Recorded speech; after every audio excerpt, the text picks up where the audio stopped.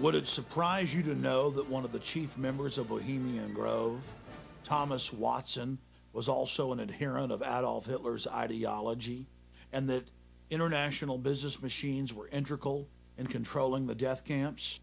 IBM was absolutely essential in assisting Hitler in numbering and exterminating the Jews and other undesirables. The famous tattoos on Jews' arms were international business machine numbers that were entered into the computers. The computers would then decide how long to keep someone alive and how hard they could be worked according to height and body weight as well as age. Here's a photo of Mr. Watson with Adolf Hitler in the late 1930s. It's not a coincidence that today IBM is the backbone of national ID card technology in the United States and across the world. Ford and General Motors were also involved in the Nazi war machine right through the war, and not one of these robber baron industrialists was ever prosecuted. Here is the international business machine that calculated the deaths of millions. The modern Olympic symbols have nothing to do with Greece. They were drawn and designed by Adolf Hitler, and we still use them today. The Order of the Death's Head symbols are all around us, but the general public is too blind to see it. Now we will explore how the American branch of the Illuminati aided and abetted Adolf Hitler, and how the Bushes were the first family when it came to treason.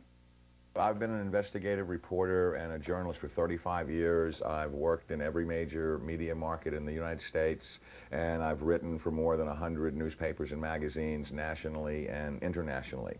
So last September 17th, I became the first journalist in U.S. history to go to the U.S. National Archives and the Library of Congress and pore over the thousands of pages of documents in both places to prove beyond a shadow of a doubt or any refutation of the facts that Prescott Bush, the grandfather of George W. Bush, and George Herbert Walker, his maternal great-grandfather for whom his daddy is named, were Nazi traitors to the country who should have been tried for treason. 2 weeks ago, in early August, a major world newspaper, The Guardian of London, finally got on the story internationally, and they flew a renowned reporter of theirs named Duncan Campbell over to Washington to take me back to the archives and Library of Congress so that they could verify that these explosive documents were real and I didn't have forged copies. Prescott Bush was the grandfather of George W. Bush and the father of George Herbert Walker Bush, and George Herbert Walker Bush is named for his father-in-law, George Herbert Walker. Prescott Bush graduated from Yale in 1917 and was in Skull and Bones with E. Rowland Harriman, who was the younger brother of W. Averill Harriman. The Bush family really had nothing going. They were essentially social climbers and opportunistic people. At the time that Prescott Bush met Dorothy Walker, he was a tire salesman.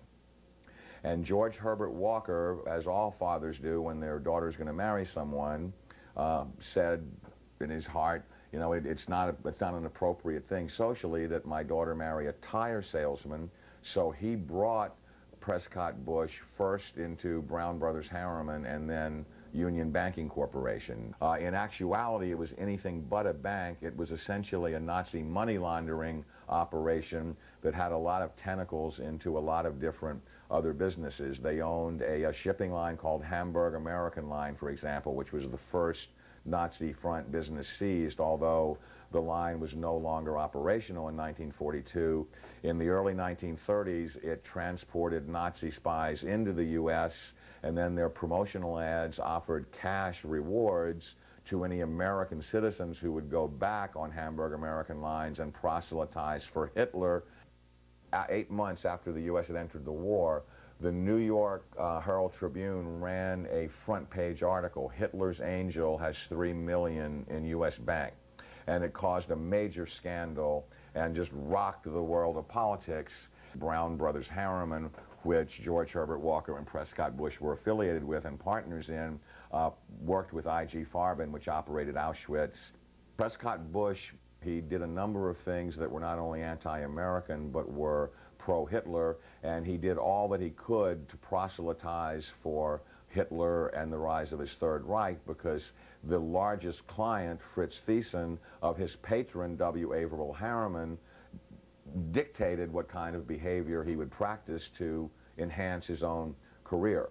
So he was put on the board of directors of Union Banking Corporation, and he was also a shareholder in Union Banking Corporation along with E. Roland Harriman. But what's interesting about what the documents show is that they clearly state that all of the shareholders were phantom shareholders for Fritz Thyssen and did his bidding directly.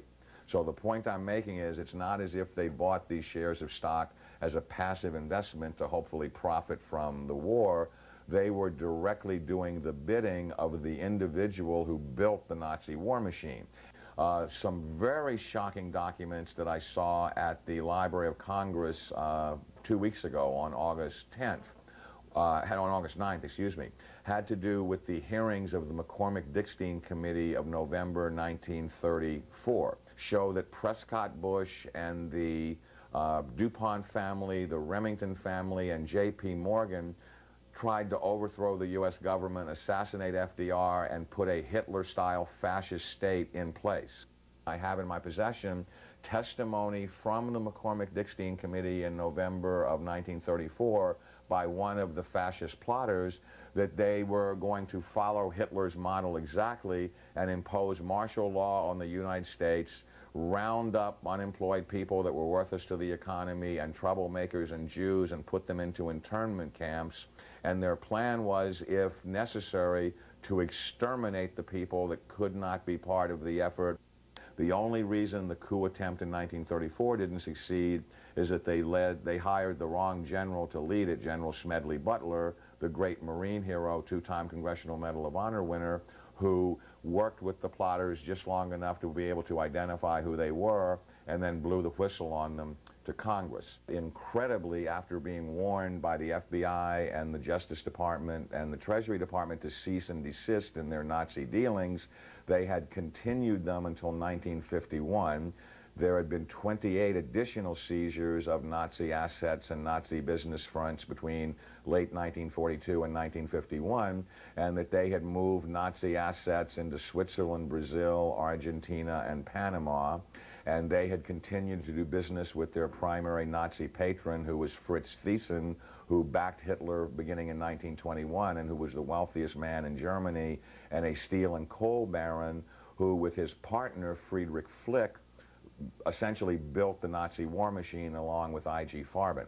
In 1951, when Fritz Thyssen died in Argentina, Union Banking Corporation was liquidated by the U.S. government, and Prescott Bush received $1.5 million for his holdings in his Nazi business, and that was the beginning of the Bush family fortune for all intents and purposes. George Bush doesn't take his philosophical foundation from the Bible or the teachings of Jesus in the Sermon on the Mount. George Bush takes his inspiration from what he learned in Skull and Bones and from the Thule Society that Hitler and Goebbels and Goring cut their teeth in, Bohemian Grove, these evil organizations that perpetrate the ugly things that these criminals are doing to this country, for which they must be held accountable.